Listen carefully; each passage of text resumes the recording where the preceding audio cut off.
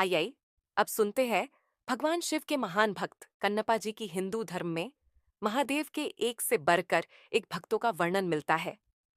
किंतु उनमें से एक भक्त ऐसे भी थे जो किसी भी पूजा विधि को नहीं जानते थे। उन्होंने हर वो चीज की जो शास्त्र विरुद्ध है और जिसे पाप माना जाता है, किंतु फिर भी महादेव ने उन्हें दर्शन दिए। वे इस बात को सिद्ध करते हैं कि महादेव केवल अपने भक्त के भाव देखते हैं, पद्धति नहीं। उनका नाम था कन्नप्पा। इनके जन्म के विषय में कई कथाएं प्रचलित हैं। मूल रूप से ये एक तमिल भील परिवार में जन्मे। इनके पिता का नाम राजा नाग एवं माता का नाम उडुप्पुरा था। दक्षिण भारत, विशेष रूप से तमिलनाडु में इनकी बद्धी महत्ता है। ये उन 63 तमिल संतों में से एक हैं जिन्हें नयनार कहा जाता है। इनकी पत्नी का नाम नीला बताया गया है। ये एक व्याध थे जो शिकार कर अपना पालन पोषण करते थे। इनके जन्म के विषय में मान्यता है कि द्वापर युग में जब महादेव ने पांडुपुत्र अर्जुन की परीक्षा लेकर उन्हें पाशुपतास्त्र प्रदान किया, तब अर्जुन ने उनसे प्रार्थना की कि वे अगले जन्म में उनके महान भक्त बने। भगवान शंकर ने उन्हें यह आशीर्वाद दे दिया। कलयुग में अर्जुन ही कन्नप्पा के रूप में जन्मे और महादेव के अनन्य भक्त बने। एक बार कन्नप्पा आखेटित करते करते बहुत दूर जंगल में निकल गए। वहां उन्हें एक अत्यंत ही प्राचीन और जीर्ण मंदिर दिखा। जब वे उस मंदिर के अंदर पहुंचे तो उन्हें एक दिव्य शिवलिंग के दर्शन हुए। उसके दर्शनों से ही कन्नप्पा के मन में शिव भक्ति का संचार हो गया। उन्होंने तुरंत ही उस मंदिर को साफ किया। उनके मन में उस शिवलिंग की पूजा करने का विचार आया, पर उन्हें शिव पूजा के बारे में कुछ पता नहीं था। तब उन्होंने सोचा कि महादेव को कुछ खाने और पीने को ही दे दिया जाए। ये सोचकर वे जंगल गए और एक शूकर का शिकार किया। उसे काटकर वे उसका मांस एक पत्तल में लेकर चले। दूसरे हाथ में उन्होंने एक पात्र में मधुमक्खियों के छत्ते से कुछ मधु इकट्ठा कर लिया। जल के लिए कोई और उपाय ना दिखा तो उन्होंने अपने मुंह में ही जल भर लिया। वे वो सामान लेकर मंदिर आए तो देखा कि शिवलिंग पर कुछ सूखे पत्ते टूटकर गिर गए हैं। उन्होंने अपने पैर से शिवलिंग से पत्ते हटाए। मुख में रखे जल से कुल्लाकर उन्होंने महादेव का अभिषेक किया। फिर उन्हें भोग के रूप में मांस और शहद अर्पण किया। हालांकि उनका यह कृत्य उचित नहीं था और वो सारी वस्तुएं भी पूजा के लिए निषिद्ध थीं, लेकिन उनका मन पवित्र था। उन्होंने जो कुछ भी किया वो पूर्ण भक्ति भाव से किया और महादेव को केवल उसी भाव का मोह था। उन्होंने प्रसन्न मन से उसका प्रसाद स्वीकार कर लिया। अब तो ये कन्नप्पा का रोज का कार्य हो गया।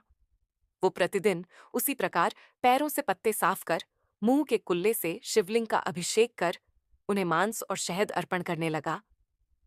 जंगल में एकांत में स्थित उस मंदिर में महादेव की पूजा करने एक पुजारी भी आते थे जो बहुत बड़े शिव भक्त थे। कन्नप्पा के पूजा करने के बाद अगले दिन जब वे आए तो देखा कि पूरे मंदिर में यहां वहां मांस के टुकड़े पद्धे हैं। वे बद्दे दुखी हुए और तत्काल मंदिर को जल से धोकर पूजा की ओर स्वच्छ पुष्प चढ़ाए।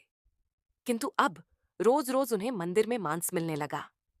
ये देखकर एक दिन उन्होंने निश्चय किया कि वे पता करके रहेंगे कि कौन है जो रोज मंदिर को अपवित्र कर देता है। यही सोचकर वो रात को वहां रुक गए।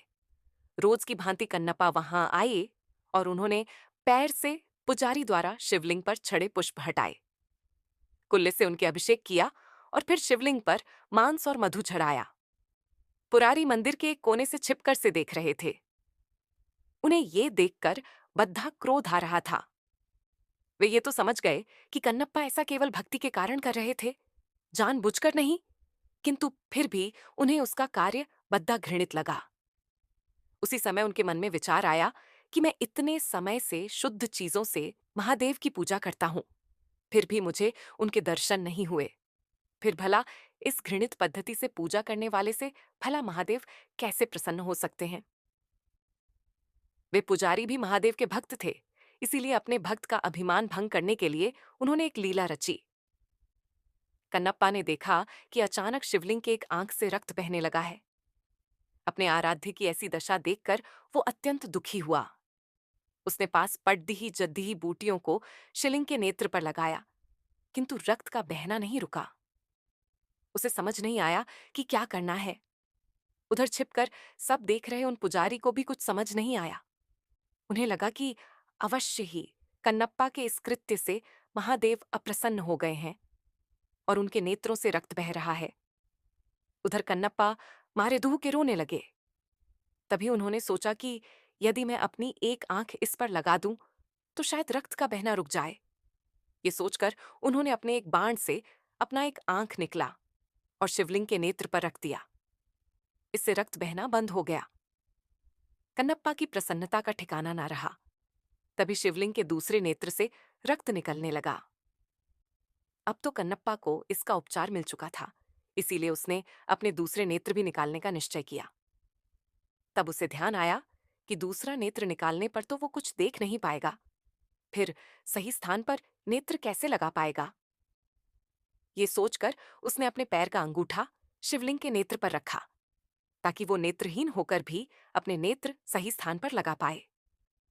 फिर जैसे ही उसने अपने बाण से अपना नेत्र निकालने का यत्न किया, महादेव ने स्वयं प्रकट हो उसका हाथ पकड़ दिएच लिया।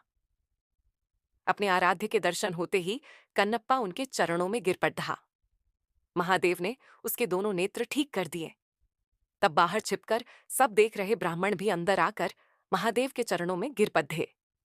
उन्होंने कहा, हे महादेव, मेरे मन में अहंकार आ गया था कि मैं आपका सबसे बद्धा भक्त। किंतु आज कन्नप्पा ने मेरा ये अभिमान तोड़ डाच दिया। इनके कारण ही मुझे आज आपके दर्शनों का सौभाग्य मिला है। आज मुझे समझ आ गया कि आपको केवल भाव से ही प्राप्त किया जा सकता है, किसी पूजा पद्धति से नहीं। तब महादेव ने दोनों को आशीर्वाद दिया और अंतर्धान हो गए। वर्तमान में आंध्र प्रदेश के तिरुपति जिले के कालहस्ती नामक जगह पर महादेव का वही शिवलिंग श्री कालहस्ती महादेव के नाम से स्थापित है। मान्यता है कि भक्तराज कन्नप्पा ने इन्हीं शिवलिंग पर अपने नेत्र अर्पण किए थे। सावन शिवरात्रि की पौराणिक कथा कहा जाता है कि सावन शिवरात्रि की कथा का पाठ करने या सुनने से सावन शिवरात्रि का पूर्ण फल मिलता है।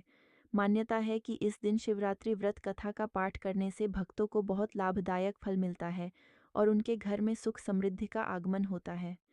एक बार माता पार्वती ने भगवान शिव से पूछा, ऐसा कौन सा सरल व्रत पूजन है जिससे मृत्युलोक के प्राणी आपकी कृपा प्राप्त कर लेते हैं। भगवान शिव ने उत्तर में शिवरात्रि के व्रत का विधान बताकर यह कथा सुनाई।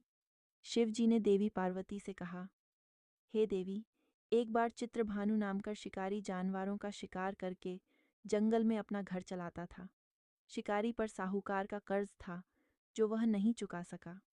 क्रोधित होकर साहूकार ने शिकारी को बंदी बना दिया। वह शिवरात्रि का दिन था जब साहूकार ने उसे बंदी बनाया था। शिकारी कारावास में शिवजी धार्मिक प्रवचन सुनता रहा। उसने वहीं शिवरात्रि व्रत कथा भी सुनी। शिकारी का पूरा दिन ऐसे ही बीतने लगा। शाम को साहूकार ने चित्रभानु को कर्ज चुकाने के लिए एक दिन का समय दिया और उसे छोड़ दिया। कर्ज चुकाने के लिए चित्रभानु ने पूरे दिन जंगल में शिकार ढूंढते हुए बिताया। इस तरह शाम निकल गई। रात बीतने का इंतजार करते हुए वह बेल के पेड़ पर चढ़ गया। इसी पेड़ के नीचे शिवलिंग बनाया गया था। शिकारी बिना देखे बेलपत्र तोड़ रहा था, जो संयोगवश शिवलिंग पर गिर रहे थे, जिससे उसका व्रत पूरा हुआ।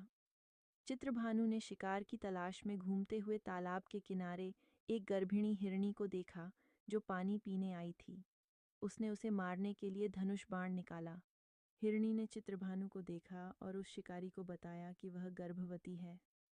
आप मेरा शिकार करके दो लोगों को मार डालेंगे, जो कि यह गलत है। तब हिरणी ने शिकारी से वादा किया कि जब उसका बच्चा इस दुनिया में जाएगा तो वह खुद आ जाएगी। वह इसके बाद उसका शिकार कर सकता है, लेकिन मुझे अभी जाने दो। शिकारी ने हिरणी की बात को मान लिया और उसे जाने दिया। इसके बाद पेड़ पर चढ़ने के दौरान कुछ और बेलपत्र शिवलिंग पर गिर गए। ऐसे ही चित्रभानु ने अनजाने में ही शिव की पहली पहर की पूजा की। कुछ देर बाद शिकारी ने एक और हिरणी को देखा। शिकारी को उसे देखकर बहुत खुशी हुई और शिकार करने को तैयार हो गई। हिरणी ने कहा कि वह अपने प्रेमी को ढूंढ रही है। मैं एक उत्सुक विरहिणी हूँ। मैं अपने पति से मिलते ही आऊँगा। रात का अंतिम पहर बीत चुका था। इस बार भी चित्रभानु से बेलपत्र टूट गया और शिवलिंग पर गिर गया। इससे भी उसके पहर की पूजा हो गई। शिकारी ने पूरी रात इंतजार करने के बाद सुबह एक हिरण को देखा। उसने ठान लिया कि वह उसका शिकार करेगा। शिकारी ने अपनी प्रत्यंचा चढ़ाई। तभी उस हिरण ने कहा कि अगर वह 3 हिरनियों और उनके बच्चों का शिकार कर चुका होता तो उसका भी शिकार कर लेता, ताकि उसे उनके वियोग में दुखी नहीं होना पड़ा होता। लेकिन उसे भी छोड़ दो, अगर जीवन दान दिया है। वह आ जाएगा जब वह उन सभी से मिल लेगा। शिकारी ने उस हिरण को रात भर की घटना बताई। तब उस हिरण ने कहा कि वह तीनों हिरनियां उसी की पत्नी हैं। शिकारी को हिरण ने बताया कि जिस प्रकार तीनों हिरनियां यहाँ से गईं और अगर उनकी मृत्यु हो जाती है तो वो धर्म का पालन नहीं कर पाएंगी। हिरण ने शिकारी से कहा कि जिस तरह उसने विश्वास कर हिरनियों को जाने दिया, उसी तरह से उसे भी जाने दे। वह जल्दी ही पूरे परिवार के साथ शिकारी के सामने आ जाएगा। पूरी घटना के द्वारा शिकारी ने जाने अनजाने में ही सही व्रत, रात्रि जागरण और शिवलिंग पर बेलपत्र चढ़ने से उसके हृदय को शांति मिली और उसने धनुष छोड़कर हिरण को छोड़ दिया। थोड़ी देर में एक मृग शिकारी के सामने आ गया, लेकिन जंगली पशुओं का प्रेम देखकर शिकारी को बहुत ग्लानि हुई। उसने अपने कठोर हृदय को जीव हिंसा से हमेशा के लिए अलग कर दिया और मृग परिवार को छोड़ दिया। शिकारी के ऐसा करने पर भगवान शिव ने उससे प्रसन्न होकर उसे अपना दर्शन दिया। साथ ही उसे सुख समृद्धि का वरदान दिया और उसे गुह नाम दिया। इस प्रकार सावन शिवरात्रि के दिन भोलेनाथ की पूजा करने, कथा का पाठ करने, जागरण करने और चारों पहर की उपासना करने से भगवान शिव प्रसन्न होते हैं और भक्त की हर मनोकामना पूरी कर देते हैं। महाशिवरात्रि व्रत में शिवरात्रि व्रत की कथा का पाठ करना बहुत ही शुभ फलदायी बताया गया है। शिव पुराण में भी इस व्रत की महिमा बताई गई है। शिव पुराण के अनुसार जाने अनजाने में भी जो मनुष्य और जीव महाशिवरात्रि का व्रत कर लेता है, वह शिव कृपा का भागी बन जाता है और उससे यमराज के दूत भी दूर रहते हैं। इसलिए महाशिवरात्रि व्रत में शिव भक्तों को महाशिवरात्रि की इस कथा का पाठ जरूर करना चाहिए। हर हर महादेव।